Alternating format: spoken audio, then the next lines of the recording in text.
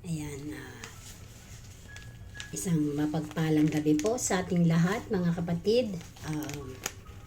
Kamusta na po ang bawat isa?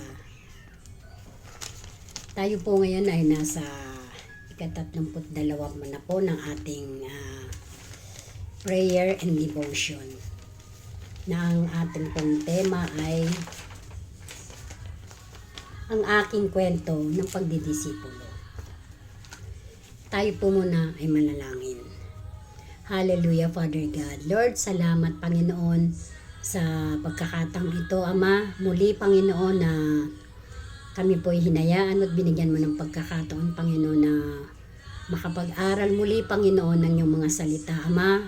Lord, gamitin mo po ang buhay kong ito, Panginoon, upang maparangalan ang iyong dakilang pangalan, Panginoon. Anumang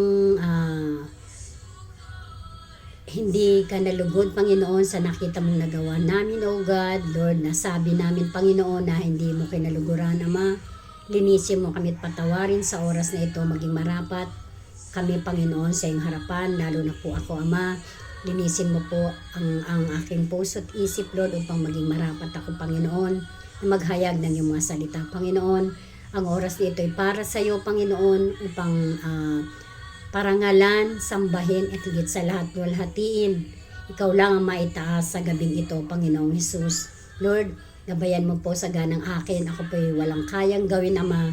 Subalit, Panginoon, ikaw ang Diyos namin buhay na pinanghahawakan, Lord, at pinananampalatayanan, Panginoong Hesus. Salamat, Lord. Gabayan mo po ang iyong mga salita, Panginoon. Amen. Sa gabing ito, Panginoong Hesus, we thank you, we glorify your name, Jesus. In Jesus' name we pray. Amen. Yan. Excuse me po.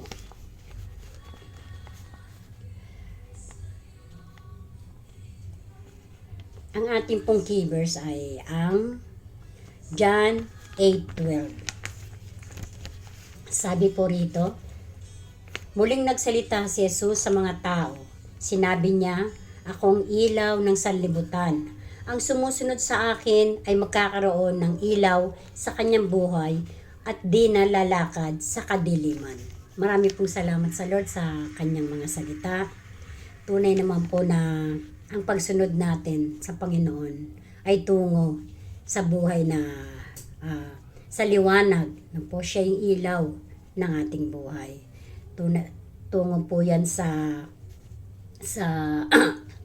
kaliwanagan ng ating buhay. Sabi, dati tayong lumalakad sa dilim, pero nang tayo po ay sumunod, niliwanagan ng Panginoon ang buhay ng bawat isa sa atin. Amen. Ang pagdidisipulo po ay isang paraan ng pagsunod natin sa lahat ng utos ng ating Panginoon na ibahagi sa mas nakakarami ang kanyang mga salita. Tama po ba? Dahil ang kanya pong salita ay nagbibigay liwanag, sabi nga kanya sa verse, buhay at higit sa lahat, kaligtasan ng bawat sa atin. Amen. Kung sa pagsunod rin lang naman po, isang karakter po sa Bible, ang hindi natin matatawaran na talaga namang sa kanyang pagsunod po ay inialay niya ang kanyang buhay. Yan po ay si Apostol Pablo, na sa kabila po ng hirap na dinanas niya, no po. Sobra siyang nakisama sa mga taong nais ng Diyos na dalhin niya sa paanan ng ating Panginoon. Nakisama siya sa mahina, nagpanggap siyang mahina para maakay niya yung mga mas nakakarami para makakilala sa ating Panginoong Hesus. Dinanas niya ang saktan, hagupitin. Alam niyo po yun na sa dami ng hirap na dinanas niya, merong nakasaad sa Bible na ang salita niya ay, ang lahat ng ito ay nagagawa ko dahil sa lakas na ipinagkaloob sa akin ni Kristo. Totoo naman po yun na sa kabila ng hirap na dinanas niya, ang Panginoon hindi nagkulang ng paggabay kay Apostol Pablo hanggang sa dumating ng time na nakulong na po siya.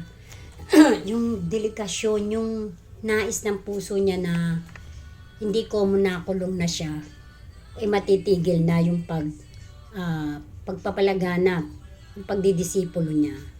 Ito po yung pinagkatiwala niya sa kanyang tinuring na anak na si Timoteo. Siya po yung gumanap, nagpatuloy ng lahat ng ginagawa ni Apostol Pablo. So, nakakulong po siya, patuloy ang pagpapalaganap, ang pagdidisipulo ni Timoteo sa mga tao.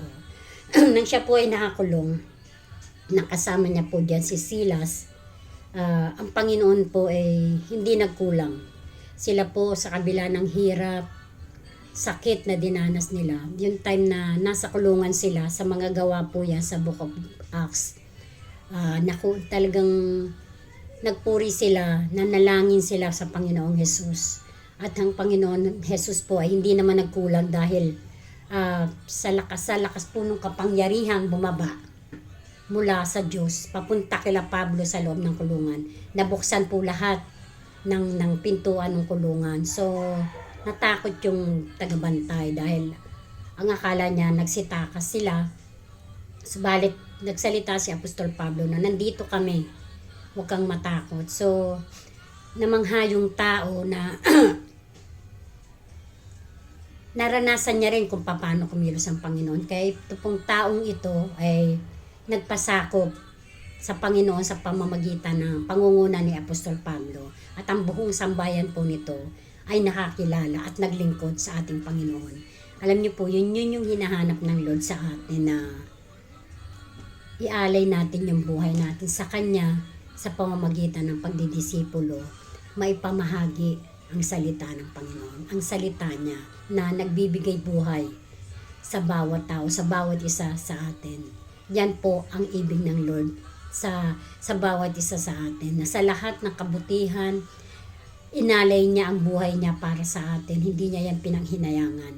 Dahil minahal niya tayo, kinahabagan niya ang bawat isa sa atin. Amen. Ang hindi ko po makakalimutan na experience ko po sa pamamagitan po ito ng D5. Ito po yung D5 ng mag-asawang Franz at Almer Abing. Kami po yung pamilya ko nung nandun kami nakatira sa malapit sa kanila. Dinidisipulo nila po kami ng pamilya ko, yung mga anak ko at asawa ko. So, okay po yung naging gawain. Pati mga anak ko, natuwa ako dahil nababahaginan sila. Bukod sa na-share ko, hindi ganun ka kaliwanag kasi hindi pa naman po ako ganong mag-ano nun. Pero andun yung mag-asawa na nagpapaliwanag patungkol sa salita ng Panginoon, pati asawa ko. Dumating po yung time na nagkaroon ng purpose ang Lord, no? Kala ko dahil lumipat na po kami dito sa Perez, nagkaroon ako ng lungkot dahil sabi ko baka hindi na pumayag yung mag-asawa, pero hindi po yun ang plano ng God. Nalipat po kami rito, mas gumanda dahil hindi lang po ang pamilya ko, ang pamilya ni Ate Oya, ni Lali, ni Ate Tin. So may mga kapitbahay pa po na naakay namin pa maging member namin D5. Ano po. Ako po lagi kong hinihiling sa Panginoon na magamit ang buhay ko. Pero sabi ko, paano? Nung dumating po yung D5, salamat sa Panginoon dahil naging dahilan din yun para masanay kami, dahil after na magsalita ng mag-asawang Franz at Almer Abing, ako yung una nilang, Mare, may idudugtong ka ba? Hanggang sa nagpatuloy po yung ganun, hanggang sa natuto po ako, natuto yung aking mga kasama. Napakaganda po nung ginawa ng ating Panginoon. Sabi ko nung una, ayoko dahil baka hindi ko pa kaya. Pero sabi ng Lord sa akin, sa tuwing ako'y magdi-devotion, iba yan yung hinihiling mo. Ayan na, nasa harapan mo na. Kaya niyakap ko na lang po, pumayag na ako na ako'y humawak. Hanggang sa naiwan na po sa amin, naging maganda po yung takbo ng D5. Yung mga member po namin na nakakapag-disipulo kami. At isa pong maganda doon, nagamit ang buhay. Kasi may time na hindi lang po ako nagsasalita.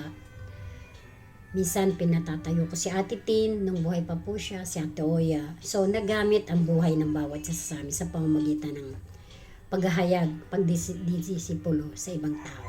No? Hindi lang po sa pamilya namin. So, maganda po yung naging resulta. Nakikita naman po yan dahil sinesend namin yung mga picture. Yung mga natuto silang manalangin, depende po yun sa mga topic na sinashare ko sa kanila. Minsan kadalasan yung buhay, yung karanasan, kung paano manalangin, no po, kung paano lumapit sa Panginoon. Natutunan po nilang lahat yan at nadagdagan pa po yung member namin. Subalit, sa pamilya po namin, sa aming magkakapatid, meron pa po na kaisa-isa na lang na hindi pa nakakakilala sa Lord. Bagamat na isasama siya paminsan-minsan pero on and off, parang wala lang ganun. Ito po yung si Ate Mercy. Naghangad po ako na maisama ko siya sa D5. Bisan po naisama ko na pero nakilala niya yung mag-asawa. Pero nawawala siya, mas mahalaga sa kanya yung buhay sa labas. So, isa pong dahilan na kaya ako gusto siyang ma-involve, ma-sharean, dahil naniniwala ako na ang Panginoon ay bumabago. Ang salita niya ay bumabago kahit ng ugali, kahit na pinakamasamang ugali ng tao. Dahil makapangyarihan ang salita ng Panginoon. Ang kapatid ko pong ito ay talagang may ugali. Talagang mataas siya. Siya lagi yung tama, kailangan ganon. Siya ay magaling. Po. Masakit siya magsalita. No po. Wala siyang pinipiling pagsasalitaan, lalo na yung mga anak niya. No po. Nung time na inaakay namin siya sa simbahan, sabi niya sa amin, di ba Katoliko tayo? Sabi niya gano'n.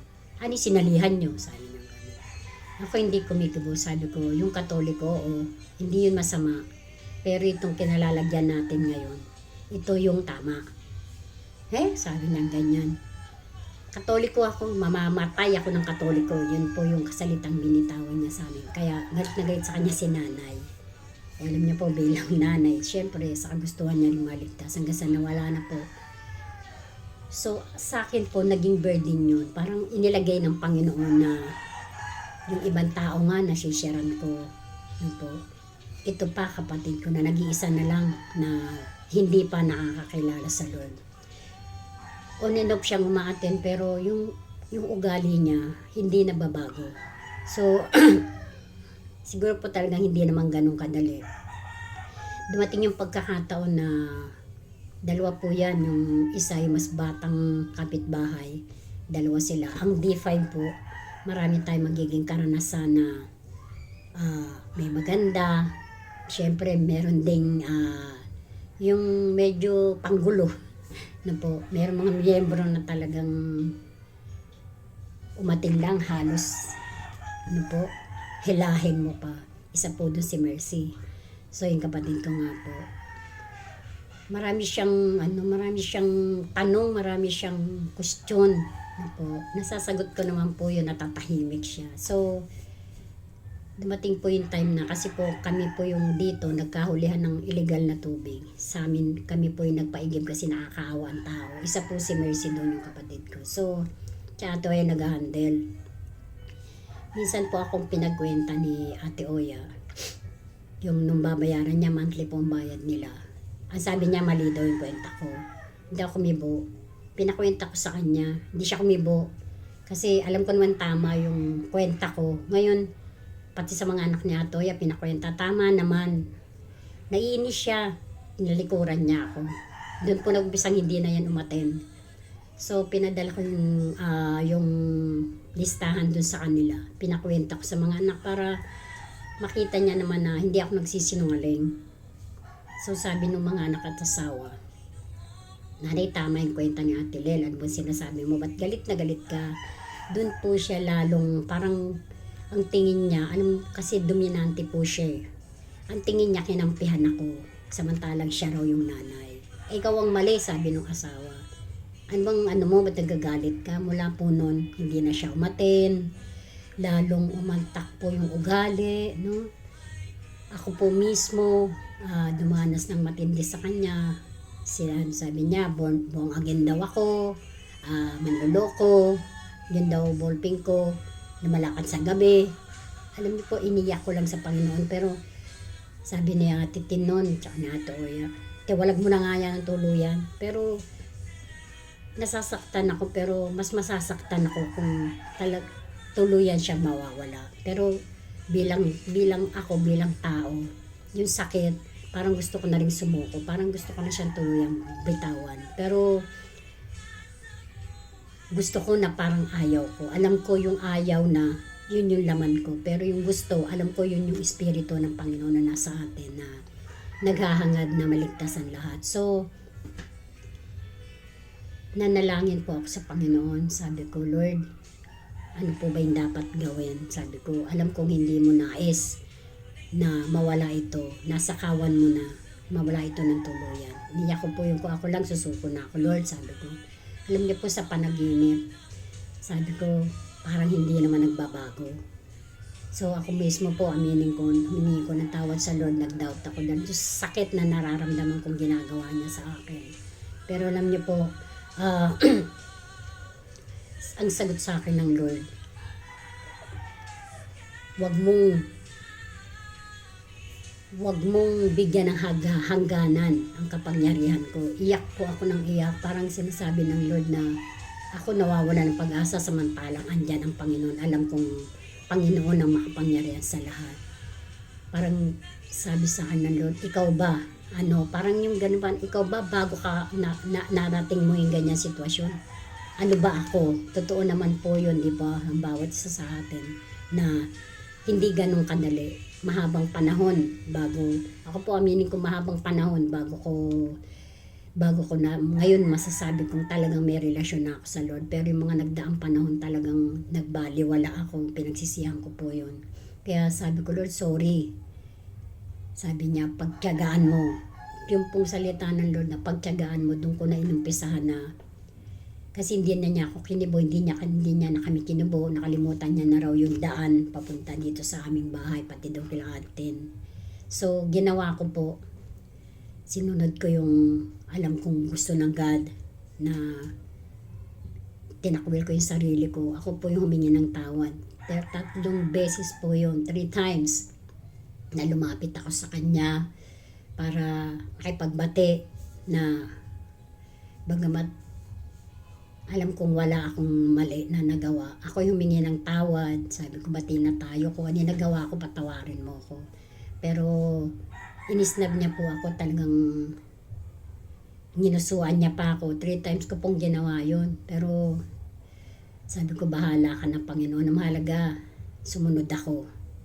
Kahit nasasaktan ako, kung ako bilang tao, bibitaw na ako yung ginagawa. Pero, ang Lord, po, kinontrol niya yung nararamdaman ko.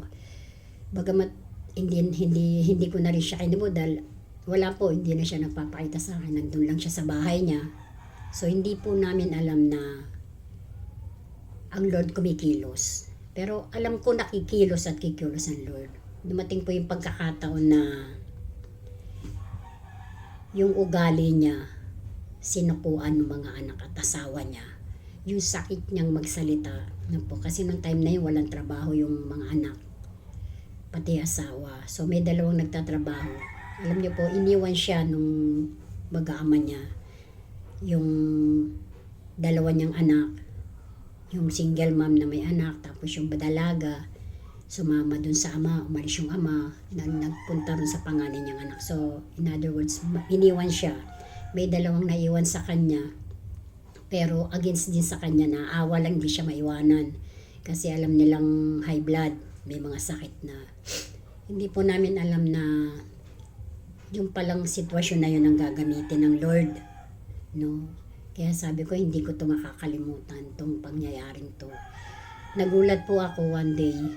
Tuloy po yung D5. No po. Nakikita niya, minsan nandun siya sa labas, naglalabasan yung tao dito sa amin, mula dito sa amin, natapos na yung D5. Lilingon lang po yan, tatalikod. Siguro, namimiss niya na rin yung pride niya lang nangingibabaw. Tapos na share tilerteteng. Eteng po kasi yung palayaw niya. Ba't hindi ka na umatin? Ganda-ganda ng mga word, sabi nung mga member namin, lalo si Sherby. Sabi niya, gano'n ako nga naliliwanagan. Yung parang naging testimony na po yung mga na-adapt na word ng Lord na nung aming mga member na isi-share sa kanya. Sabi niya, hindi daw kumikibo. So, one day po, sabi ko, hayaan niyo siya. Kikilos ang Panginoon. One day po, hindi ko inasahan. May kumalabit sa akin. Sabi niya, nalbati na tayo. Sabi niya, gano'n. Siyempre po ako, yung inilagay na desire ng Lord sa puso ko na mahakay siya. Natuwa ako. Sabi ko, naman, matagal na nga ako nakikipagbati sa'yo. Yun po, doon po yung time na yun, hindi namin alam na may pinagdadaanan na hindi na maganda yung sitwasyon. So, yun po, iniwan na nga siya. Tapos po yung sumabay pa yung anak niyang, meron po siyang anak na youth pastor. Nag-backslide kasi yun din sa natatanggap na salita sa kanya kasi tinutuligsa niya habang naglilingkod, tapos na tisod yata sa isang pastor dun sa church nila, so nag-backslide. So may pinag-aral po yun na girlfriend niya, ang masakit nung makatapos nakapagtrabaho, nag-office, may nakilala, iniwan siya para po yun masisira na ulo, na-depress talaga siya. So talaga pong ang pakiramdam ni Mercy nun, para masisiraan na rin siya ng ulo dahil iniwan na siya nung asawa at mga anak niya. Bagamat merong dalawa sa loob ng bahay, hindi niya raw ramdam. Parang yung naawa lang yung pakiramdam ko, wala na rin silang pakialam. Takot lang silang takihin ako ng sakit ko. So, araw-araw po yun, umiiyak siya sa amin. Inilalabas niya lahat. Sabi ko, pagsisihan mo kung ano yung alam mong nagawa mo. Sabi niya, ang sama-sama ko. Kasi sabi niya po, ang sama-sama niya raw. Siya raw yung nagtulak sa pamilya niya para iwan siya. Sabi ko, alam mo lahat yan. Isa lang ang dapat mong gawin. Ihingi mo ng tawad sa Panginoon. Yun po, maghawa kamay, nagpray kami, pinagpray ko siya. Doon ko po sinamantala na pinatanggap siya. So, di ba po ang tao talagang pag down na down yan, Lord lang talagang nakikita niyan eh. So tumanggap siya, nangako siya, sabi niya, member na ako uli, aating na ako uli, sabi niya ganun, tulungan mo ako manalangin para sa pamilya ko. Sabi ko, kahit di mo hilingin yan, ginagawa namin yan dito, kaya nga nandito ka na, binalik ka ng Diyos. So iyak siya ng iyak. Lahat ng may tutulong, ginawa namin. Nilapit ko siya kay ate, so umayos siya mismo, bagamat sira pa yung pamilya niya. Unti-unti po, talagang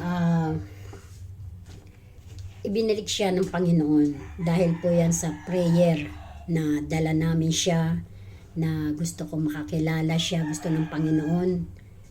Alam niyo po yun yung salita ng God na napakahalaga na ma-share natin. Yung tao na alam natin na kailangan niya ng Diyos sa buhay niya, idisipulo po natin. Unti-unti po na binago ng Panginoon yung sitwasyon ni Mercy. No? Dumating po sa puntong yung dalawang natirang anak niya ron, sabi niya, parang nagbabago yung ugali ni nanay, sabi niya ganun. Huwag mo hayaang mag-absent yan dyan sa D5 nyo para mabagong tuluyan yung ugali. Tawa po ako ng tawa dahil natutuwa ako sa ginagawa ng Lord sa kanya. Siya po mismo, sabi niya, ang dami kong naririnig, Lel. Ang salbahe ko raw, kaya ako iniwan ng pamilya ko. Pero hindi ko na nararamdamang nagagalit ako kasi totoo naman. Kumbaga, alam niyo po yung kapag binago ng Diyos ang puso mo, tanggap ka na lang ng tanggap. Yung alam mo, tinatanggap mo na yung kung ano ka. Kung ano yung mga mali mong nagagawa, iniisa-isa niya po yun. Sakit niya raw magsalita, hinihiya niya yung asawa niya kasi walang trabaho. Dahil hiningi ko lahat ng tawad. Alam ko, babaguhin ako ng Diyos. Babaguhin ka. Sabi ko, ituloy mo lang yung pagbabago. Sabi ko gano'n sa kanya. Unti-unti po na talagang ipinakita ng Lord na ang salita niya nakakapagpabago, hindi lang sa tao, maging sa sitwasyon ng tao. Ganun po kahalaga na ma-deliver, ma-share natin ang salita ng ating Panginoon. Alam niyo po, hindi lang buhay ni Mercy talagang ang binago. Pati po ang sambahayan niya na yung pong dalawang anak niya na naiwan, bagamat yung isa, bagamat hindi po ito nagcha-church na uli, unti-unti po, ito pong youth pastor, sabi niya, idinudulog niya mga anak niya sa Lord. Kasama niya po kami noon. Unti-unti po yung youth pastor nakakilala ng isang Kristiyanong babae, buong angkan Kristiyano, na napakababait, mga tunay na Kristiyano po. Naging nobya niya po yun. Ano po ito? Isang medtech, isang angkang medtech. Hanggang sa huling naging nobyo, hanggang sa huli po naikasal. Ako pa po yung nag-anak sa kasal. Tuwan-tuwa siya, sabi niya, Lel, sana maborn again din ang mga anak ko na habang daw na nagsisikap siya mabago, maging born again, sana daw pati mga anak niya. Sabi ko, naririnig ng Lord yung sinasabi mo, magaganap yan. Sabi ko, manampalataya ka lang. Iyak siya ng iyak kasi sabi niya, nakikita niya, ako Lil, binabago, hindi na ako nagagalit. Kasi po ang lakas po manigarilyo nun. Hiningi ko sa Lord, alisin na yung sigarilyo ko.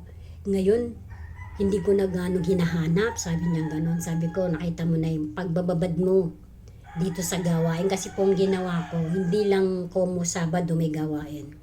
Dahil nandun siya lagi sa amin, sa kwarto ko, mas tinutukan ko po siya yung one-on-one kaming dalawa, puro word of God. Yun po yung ginamit ng Panginoon na para tuluyang mabagong buhay ni Mercy. Tuwan-tuwa po ako dahil alam ko kung ako lang, ginamit lang ako wala tayong kakayahang magbago ng tao, pero ang Panginoon walang hindi kayang gawin. Sabi niya, talaga palang ang salita ng Lord, nakakapagpabago. Hindi na ako ganong mainitin ng ulo, Lel. Kahit nga sinasagot ako ng dalawa, hindi na lang ako kumikibo.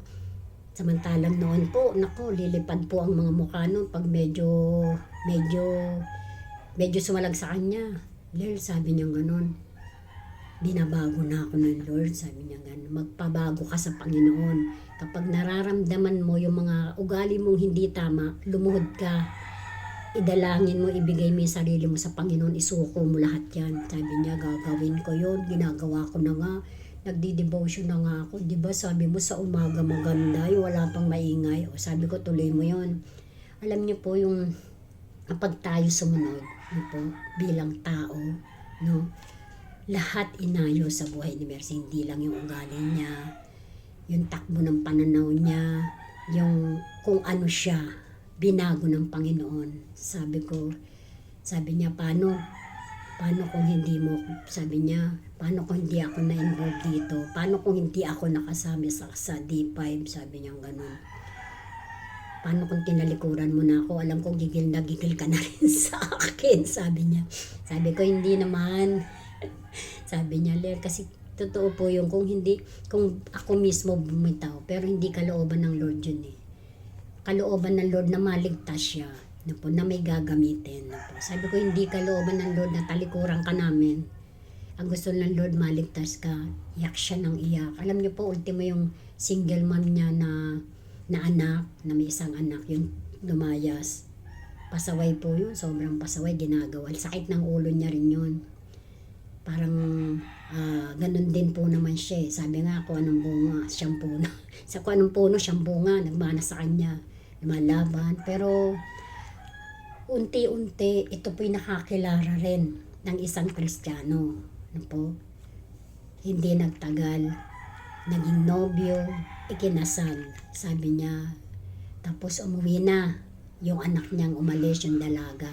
Sumunod na po yung asawa. Kasi nabalitaan doon sa dalawang natira sa bahay niya na si nanay, iba na yung ugali. Sabi gano'n, na buti na nadamay na naging member yan doon sa sa grupo doon ni Ate nabago yung ugali ni nanay. Sabi gano'n. Kaya po umuwi ni asawa niya tsaka yung bunso niyang anak yung dalaga. Ito pong dalawa na po, unti-unti, pati yung panganay naging Christian na rin. Yung dalawa niyang anak na nasira ang buhay, pero ngayon naikasal sa Christian, mismo sa church po naikasal. Alam niyo po yung kahalagahan, no po, ng salita ng Panginoon na maaaring ibahagi natin sa ibang tao. Ano po? Kung tayo lang, ang bilis nating umayaw, lalo na yung masyado nasasaling na yung ego natin. Pero kapag ang Lord nasa puso mo, hindi niya hinayaan na bitawan ko. Ano po? Kasi nakonsensya rin ako. Hindi ko alam, ugali ko rin po yun dahil kapatid ko. Pero yung time na yun, siguro nga dahil binago na rin ako ng Panginoon. Mas hinangad ko rin na kung ano yung dinanas ko sa Lord, gusto ko danasin mo. Kaya purihin ng Panginoon na ngayon po ang buhay ni Mercy. Unti-unti, nagkaroon ng trabaho ang asawa, ang mga anak na ikasal sa church. Ano po? Ngayon po, maayos ang relasyon niya sa mga anak niya. Maayos ang relasyon niya sa asawa niya na siya mismo yung sumira. Pero ibinalik ng Lord ng dobling ibayo. Ngayon po maganda ang buhay nila, tahimik, maayos ang relasyon. Ganun po ang bunga kapag tayo nagdisipulo ng tao, lalo na yung mga taong nawawala na naliligaw na nangangailangan na ng pagkalinga ng ating Panginoon. Ang buhay po natin ipagamit natin. Huwag po tayo minsan kasi kala natin walang nangyayari sa Ginoo. Kasi ganun po ako noong una. Akala ko walang nangyayari. Pero pinakita ng Lord sa pamagitan ng buhay ni Mercy na yung pagpapagal natin, yung bagay na hanggang sa kaliit-liit ang gagawin natin para sa Panginoon. Pagpapalain ng Lord. Tuwan-tuwa po ako sa sitwasyon ng buhay niya ngayon na binago lahat yung salita niyang Katoliko ako. Mamamatay ako ng Katoliko. Kasi po nung time na yun, sabi ko, in Jesus name, maboborn again ka. Kaya po ngayon, sabi ko, natatandaan mo yun. Hindi na kinalimutan ko na yun. Alam niyo po yung binasag ng Lord. Binagan ng Lord kung ano yung laman ng puso niya. Sabi nga, hindi naman tayo lang yung nagtatanim di po ba? Ang Lord ang nagpapatubo at nagpapalago. Kaya yung tao na sinira natin, dinisipulo natin, lalago yun sa pamamagitan ng kapangyarihan ng ating Panginoon. Kasi tayo, wala tayong kakayanang magbago. Maliban, andyan ang Panginoon at namamagitan ang Lord sa pag-share natin. Siyempre po, word niya yun kikilos at kikilos siya. Doon sa tao, nakita ko po ang transformation ni Mercy. Sobrang magpahanggang ngayon po, sabi niya.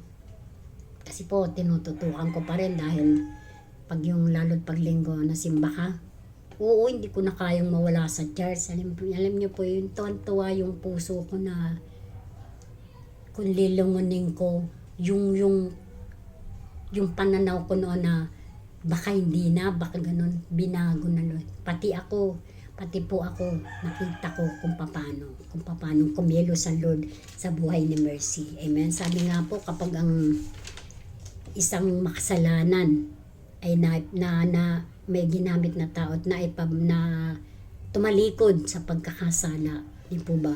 Sabi yan sa Lucas 15:10, libo-libong anghel ang nagdiriwang, di po ba? Doon sa kalangitan, doon sa nag-iisang kaluluwa na yun na naligtas, di po ba? Mas hangarin po natin na mas marami pa tayong masyaran, di po ba?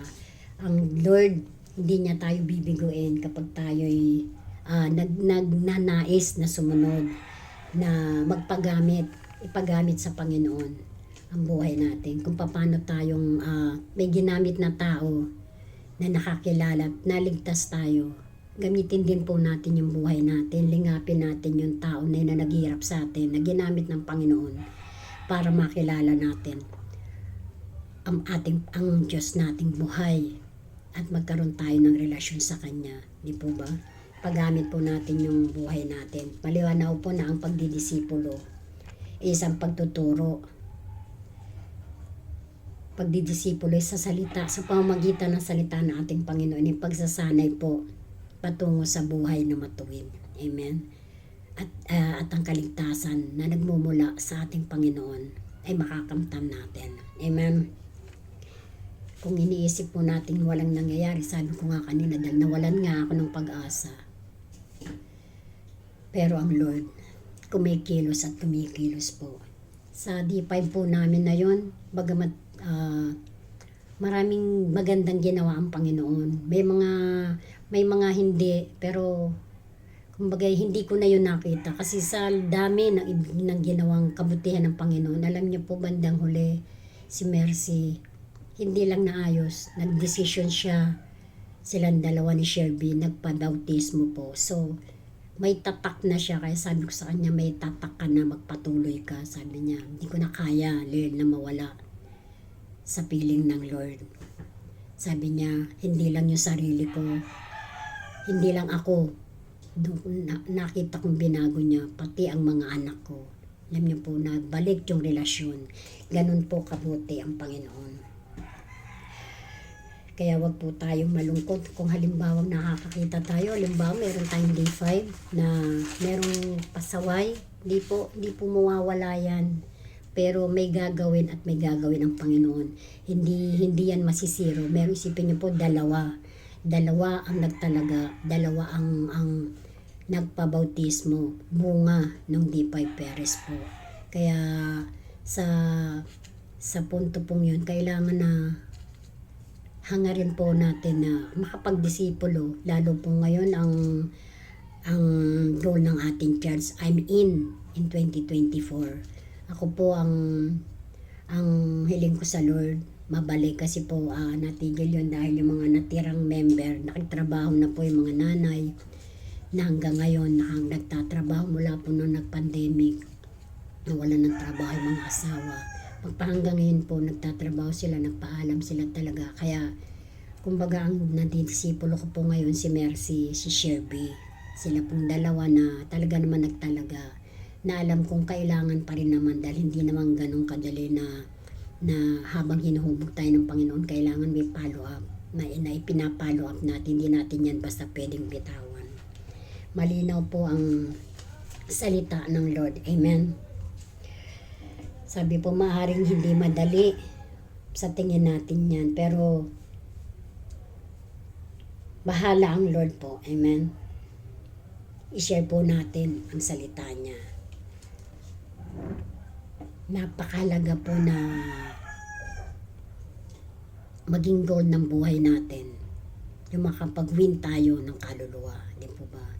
Bakit po? Kasi, di po ba, yan ang heartbeat na ating Panginoon, kaluluwa.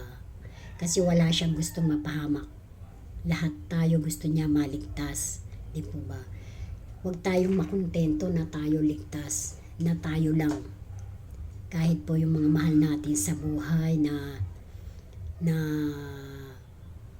nandun ng dati, gaya po na nangyari sa pamilya ko, pero alam kong may plano ang Lord. Sabi niya nga sa gawa, isang manindigan. Di po ba? Ligtas ang buong sambahayan. Kaya pinanghahawakan ko po yun na maibabalik yung mga anak ko na medyo nawala po sa gawain. Pero nakikita ko naman po na kasama ko silang nananalangin kahit po ang asawa ko medyo na busy lang. Alam niyo po yun na dito sa mga huling araw, kailangan natin magsipag. Hindi po pwedeng nasa church lang tayo. Sa aming pong Donwat, share ko lang po na ang goal po namin ngayon magdalaw, prayer walk, so mag-evangelize na po. Yan po ang aming goal ngayon sa Donwat. Hindi lang kami para sa loob ng church na nananalangin na po. So sana tulungan kami ng Panginoon na maganap namin ito. Nakikita po ng Lord ang laman ng puso natin. Na sabi niya nga, sikapin natin. Alam ng Lord ang laman ng puso natin na magamit ang bawat isa. Sikapin po natin na makapag-win tayo ng kaluluwa. Kasi po, sabi ang matagumpay, ang sikreto daw po ng matagumpay na buhay yung sumusunod tayo sa lahat ng utos ng ating Panginoon. Amen. Gawin po nating number 1, hindi number 2, number 3, kundi number 1 ang Lord sa buhay ng bawat isa sa atin. Amen. Huwag po tayo masiyahan na tayo lang yung ligtas. No? Maging heart din po natin ang heart ng ating Panginoon na patuloy mag-win ng mga kaluluwa na nakangailangan ng pagkalinga ng ating Panginoon. Amen. Hindi po ugali ng isang tunay na Kristiyano yung makontento na lang na siya lang yung ligtas. Marami pang kaluluwa na nasa labas. Sabi sa John, sabi niya, marami pang tupa na wala sa kanyang kulungan. Tayo po yung gagamitin doon para magpasok ng mga kaluluwa sa kawan ng ating Panginoon. Yun po ay sa gabay rin ng ating Lord. Kasi kung tayo lang, wala po tayong magagawa. Pero kapag ang Panginoon nasa buhay natin at patuloy tayong sumusunod, magiging matagumpay po ang ating buhay. Sabi po yan, di ba, sa Joshua 1:9, na dili-dilihin ang pagbabasa po ng Biblia. Number 1 po rin natin yan dahil siya po yan, salita niya yan.